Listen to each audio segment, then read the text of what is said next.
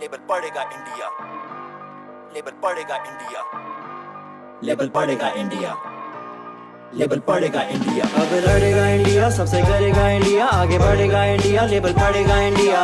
लड़ेगा इंडिया, सबसे करेगा इंडिया, आगे बढ़ेगा इंडिया, लेबल पड़ेगा इंडिया। देखो देखो कुछ काला है इस दाल में, आम इंसान के निवाले पर सवाल है। मिलावट दिखावट बस यही इनकी चाल है, और इस चाल को बदलने के लिए कब से बेकरार है। Food industry is the name, मुनाफा is the game. Brands try and brainwash us with all these shady claims. सस्ते ingredients लगे उन्हें convenient, उनको मानते obedient, लेकिन they think we're idiots. Packaged foods की लत सबको क्यों लगी है? क्या इस देश में किसानों की कमी है? सही है, जागरूकता ही चाहिए, यही तो नहीं है, लेकिन अब हम रेडी है। अब लड़ेगा इंडिया, सबसे करेगा इंडिया, आगे बढ़ेगा इंडिया, लेबल पड़ेगा इंडिया। लड़ेगा इंडिया, सबसे करेगा इंडिया, आगे बढ़ेगा इंडिया, लेबल पड़ेगा इंडिया।